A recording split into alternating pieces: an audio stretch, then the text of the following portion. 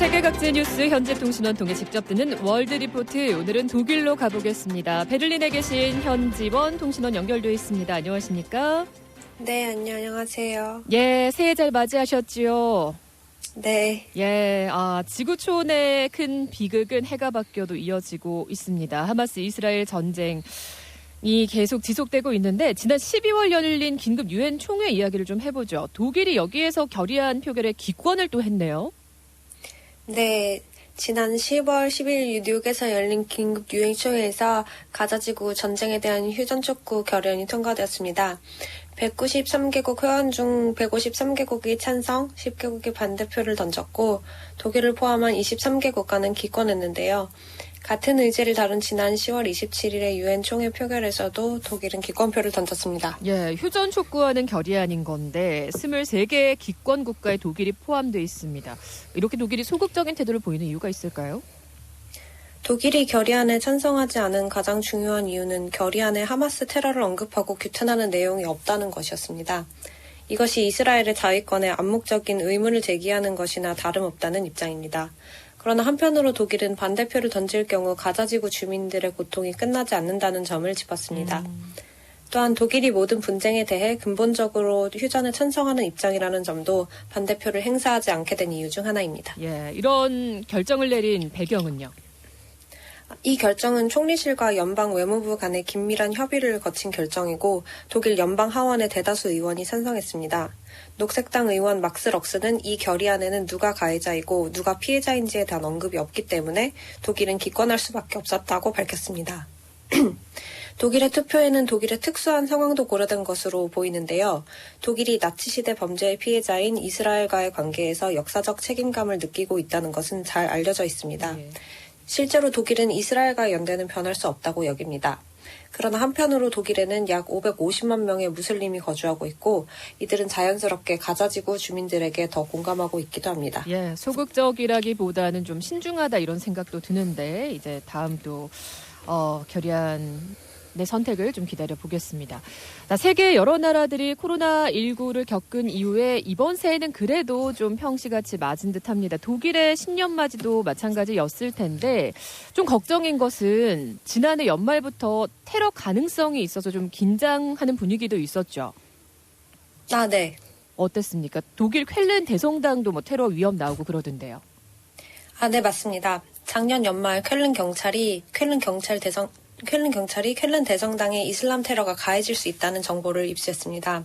이에 따라 크리스마스 이브 전날인 23일 토요일에 대성당을 수색하기 위해 탐지견과 함께 대규모 경찰 병력이 투입되었습니다. 24일 일요일에는 대성당 방문객들이 검문을 받았고 성당 앞에도 경찰과 차량 10여 대가 배치되었습니다. 관광객들의 입장도 금지되었습니다. 이런 상황에서 노르트라인 베스트팔렌주 내무부 장관 률은 시민들에게 테러에 대한 두려움 때문에 성탄절에 교회에 나오는 것을 포기하지 말라고 당부했습니다. 또 낸시 페저 연방 내무부 장관이 정부가 이슬람 테러의 위협을 심각하게 받아들이고 있고 경계하고 있다는 입장을 표명했습니다. 예, 성탄절 연휴부터 좀 그런 조짐이 있었군요. 관련 용의자들은 잡혔습니까? 27일이 되자 경찰이 크리스마스 이브에 한 아파트를 수색하고 여러 명의 남성을 구금했다는 것을 밝혔습니다. 그중 4명은 석방되었고 1명은 위험을 방지하기 위해 최소 1월 7일까지 경찰에 구금되어 있을 예정입니다. 쾰른 경찰에 따르면 용의자는 국가 안보 문제에 연루된 것으로 알려진 30세의 타지크인이라고 합니다. 다행히 새해 전야에는 많은 사람들이 미사에 참석했고요. 경찰은 성당 앞에 텐트를 치고 보안 게이트를 설치하여 입장객을 단속했습니다. 예, 신년맞이 행사 끝난 지금은 어떻습니까? 분위기가? 경찰은 1월 1일 복음에서 또 1명의 용의자를 체포했다고 발표했습니다. 또 쾰른 대성당 인근의 주민들을 보호하기 위해 해당 지역에 1000명의 경찰이 배치되었는데 이런 보안 조치가 얼마나 오래 유지될지는 아직 명확하지 않습니다. 예, 이런 좀 긴장감과 두려움 속에서 새해 맞이를 했는데 독일은 새해 맞이 풍경 이런 게 어떻습니까? 어떤가요? 어떤 풍습 같은 게 있을까요? 독일은 12월 31일에 보통 사람들이 모여서 폭죽을 준비하고요. 그리고 자정이 되면은 폭죽을 터뜨리면서 새해를 축하하는 그런 분위기가 있습니다. 예. 자, 다음은 독일 우편법 개정안이 승인됐다 이런 소식입니다. 우편법이 개정이 됐어요? 네, 우편법 개정안이 독일 연방 내각이 경제부가 제안한 우편법 개정안을 지난달 20일에 승인했는데요. 예.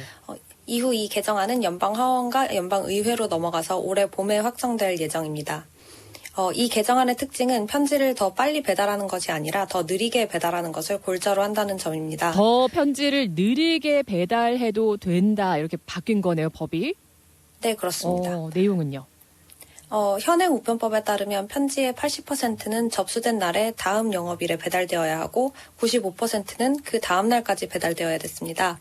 그러나 개정안에 따르면 발송 후 3일째 영업일까지 우편물의 95%를 배송하는 것을 최소치로 잡고 이를 달성하도록 규정하고 있습니다. 4일째 영업일에는 99%의 편지가 수취인에게 도착하게 됩니다. 즉 편지가 도착하는데 시간이 더 걸리겠지만 안정적으로 도착할 수 있을 것이라는 전망입니다. 로버트 하벡 경제부 장관은 운송에 더 많은 시간을 할애함으로써 비용을 절감할 수 있을 것이라고 강조했는데요. 예를 들면 편지를 위한 야간 비행 등이 폐지될 것으로 보입니다. 한국에서는 좀 더 빨리 하자고 새벽 배송도 하고 막 이런단 말이에요. 독일 국민들은 여기에 동의를 한 겁니까? 아무래도 일단 법이 내각에서 받아들여졌으니까 그렇다고 봐도 될 것 같습니다. 노동조합은 근데 좀 비판적이라면서요. 네, 그렇습니다. 독일 서비스 노조 베르디는 개정안으로 인해 독일 우체국 도이체 포스트가 고객에게 제공하는 서비스가 크게 악화될 것으로 전망하고 있습니다. 이뿐만 아니라 도이체 포스트 내의 1만 개 일자리가 위협을 받게 될 것이라면서 개정안을 강하게 비판하고 있습니다. 그럼에도 불구하고 좀 더 안정적인 운송과 또 야간 비행이라든지 이렇다면 노동자들도 또 야간 근무에 시달릴 수밖에 없기 때문에 독일의 정치가 이런 또 선택을 했다는 거는 좀 특별해 보이긴 합니다.